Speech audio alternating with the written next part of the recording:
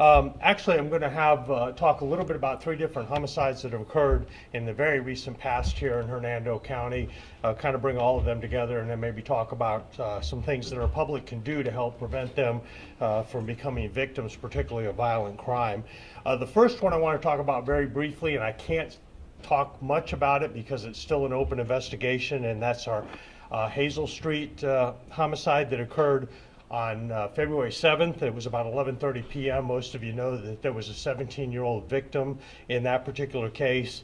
And I will tell you that over the last several days, my detectives have been working pretty much 24 hours a day, 7 days a week, doing a tremendous number of interviews, probably in the upwards of 75 to 80 different interviews, doing a tremendous amount in the way of search warrants and other type of legal process like subpoenas and so forth. The workload is overwhelming in that case, but I will tell you that we know a tremendous amount more than we did when the first call came in, and we're definitely making some serious progress on that. And as soon as we have something specific that the detectives will allow me to release, we'll be able to do that. But we have people from every area of the sheriff's office. I won't go over it with you, but they're working very, very hard on that. One thing on that particular case I'd like to talk about a little bit about is making sure the public does not become susceptible nor spread rumors or information that has not been relayed by the sheriff's office. If anybody has any information, we'd appreciate it if they'd contact us directly. Spreading rumors through social media, we've all played the telephone game, and sometimes those rumors get exaggerated, and then they come to us and they become leads, and oftentimes they are vastly incorrect. And so we want to remind the public, contact us. Don't put rumors on social media. Also, when you're talking about a 17-year-old victim, it's very easy for passions to run high. We want to make sure that people don't ever attempt to take the law into their own hands, for the simple reason that oftentimes the information out there is incorrect, and we certainly don't want additional victims, particularly if a particular individual may not have had anything to do with the crime. And that's what our job is, and that's why these things take some time, and they can't be done overnight. So we want to know, we want the public to know that we are working very hard on it. We want to bring the people to justice who committed this terrible crime as much as anybody else, but please don't take the law into your own hands. And as the theme with any of our violent crimes, make sure you are concerned about even casual acquaintances. In this particular situation, I think I can go on record as saying this particular victim was not engaged in a high-risk lifestyle. She is a true victim in this case, but at the same time, it's very unusual. Almost 100% of the time, it is because of people that are either acquaintances that are living rather a high-risk lifestyle, or family brings an acquaintance into the situation that's living a high-risk lifestyle. So bottom line is make sure that the people you interact with are not living a high-risk lifestyle, and your chances of being a victim, I know there are many concerns out there on this particular one that somebody might become a victim. But again, if you are not living a high-risk lifestyle and not interacting with people that are living a high-risk lifestyle, your chances of being a victim are very, very slim. The next one I'd like to talk a little bit about is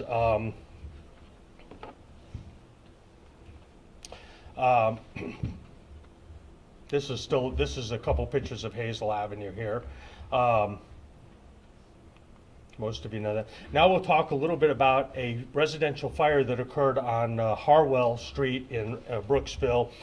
This particular crime was called in on January 20th at about 1:20 in the morning. A neighbor actually called saying that there was a house fire, and of course initially we had no indication of whether there was any individual inside the house. It was a very intense fire. Let's see here. Whoops. Michael, I might need some help here. Oh, here we go. No. On the other side. Oh, there it is. I'm sorry. Okay. Here's some indications of the fire. You can see it in the background. It's a little bit long, so I'll try to move through it a little bit quicker. But you can see here in the upper right-hand corner of the screen, the fire in the background. It was a very, very intense fire. As I said initially, we did not know if there was any individuals inside. We did later on, and I'll move this through here. We'll have this available for our media, but you can see some of the aftermath there of the fire. After it was extinguished, it took about 90 minutes for fire rescue to extinguish the fire. Pasco Sheriff's Office cadaver dogs were called in, and we did unfortunately locate human remains in the structure. Detectives obtained a search warrant. They did find a deceased human and 4 deceased dogs in the structure. The medical examiner, of course, responded and took the remains for autopsy. The remains were very, very badly burnt. Detectives started talking to interviews, and one family member reported dropping off an individual at this particular house, Brianna Amon. Her date of birth is October 7th, 2001. She was dropped off at the house by another family member on 119 between 10 and 10:30 p.m. Interviews and subsequent investigation revealed that she was the possible suspect. She has past issues with drugs, some mental health concerns, as well as significant family problems. On 123, Amon actually called the sheriff's office claiming she was lost in the woods, and she was actually using the telephone of the victim. She was saying that she needed a ride. When deputies responded to her location, we were not able to locate her. Detectives continued to follow up on leads and hoping to locate her. We did find out that she was, through investigation, found out that she was given a ride by an individual and left the area before detectives got there. Of course, we did an autopsy was performed, and the results on that are still pending, and the state fire marshal is testing for accelerants and so forth. But I will tell you that we did find Amon. Marion County actually found her at a homeless camp, I believe, and she actually admitted to starting the fire. She also stated after starting the fire that she took the victim's cell phone and left the residence on foot, and she also told detectives that she was aware that the victim was sleeping in the residence when the fire was started. She told detectives she stole the victim's cell phone because she needed one, in her words, and she remains at the Marion County Detention Center, and she'll be transported to Hernando County. She's currently charged with first-degree murder, no bond. She's also charged with arson of an occupied dwelling and a $25,000 bond, and grand theft from a dwelling, and her bond on that is $5,000. So she is currently being charged with that particular homicide and that arson. Detectives had to work really hard on that one as well. She does have several criminal histories, not extensive, but there were a couple arrests for battery, possession of a concealed weapon, criminal mischief, petty theft, and grand theft of a motor vehicle and so forth. And those charges were disposed of previously.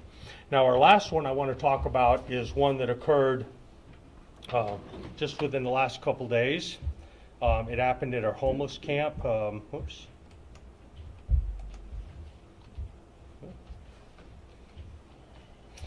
This is a homeless camp that is on US 19. It is a little bit south of North Cliff, a little bit north of the for those who are familiar with it, there's a Lowe's and a Home Depot. It's a little bit north of that. It's on the east side of the road. And we received a call at about on February 11th, just a couple days ago, and we received a call at about 4:20 p.m. Units were dispatched within about 22 seconds.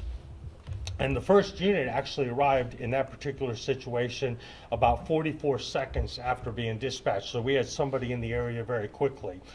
Deputies located a victim who was stabbed and started performing first aid. Of course, Hernando County Fire Rescue was right behind us and transported the individual to a trauma center. And deputies developed suspect information. Regina Ritter. This is a picture of Regina. They started canvassing the area, and the canine actually located her bicycle a short distance away. It's important to note that she did not live in this homeless camp. She actually had a house close by, but she had several acquaintances there, including our victim. They weren't in a relationship as we normally think, but they certainly weren't paramours or anything. They were just acquaintances. And they found her bicycle leaning up against a tree. Fortunately, one of the deputies working the area, through good community policing type details, was able to contact this individual. He actually had her phone number, was able to contact her, and she said she was in the woods and she was lost. They were able to actually locate her in a wooded area near Hoffman Avenue and Blue Water Avenue, and the investigation revealed that she actually had a writ of bodily attachment for failure to pay child support out of Citrus County. So she was able to be taken into custody under that particular writ of bodily attachment. And after the interview,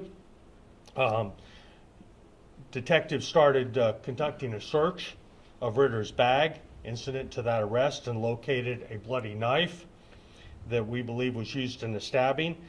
And the important thing is we had several witnesses there. Again, a lot of interviews had to be done, and we were able to determine that none of the witnesses said that the victim in this case did anything overt. He was not aggressive in any way. They were arguing, but it was totally verbal. And during the altercation, the witnesses said that Ritter actually stabbed the victim. They know each other, they're acquaintances, and the witness statements, of course, were totally opposite from what Ritter was saying as far as what transpired. On February 12th at about 5 o'clock in the morning, unfortunately, the victim in this case was pronounced deceased at the hospital. He had some pretty significant injuries in the chest area, and they were not able to save him at the hospital. So after working with the state attorney's office, Ritter was charged with manslaughter regarding the stabbing and was held on a $30,000 bond. Now, we did serve a search warrant at her house, and we did obtain additional evidence, and an autopsy, of course, was completed by the medical examiner's office, and the results on that are pending. The case is still being investigated. Now, in this particular case with Ritter, she has an extensive criminal history, and I won't go over all of it, but she has arrest for aggravated battery with a deadly weapon, possession of methamphetamine, felony theft. She has felony driving with suspended driver's license, a couple of those, domestic battery, possession of paraphernalia, violation of a domestic violence injunction. She obviously has, this was not domestic related, but she has a lot of domestic type issues. Many of them have violence involved. And in this particular case, people may say, why was she out on the street with this extensive history? A lot of times our witnesses, particularly when it's involved in a domestic dispute, our witnesses and our victims are not always willing to give us the information or work with the state attorney's office to pursue the charges.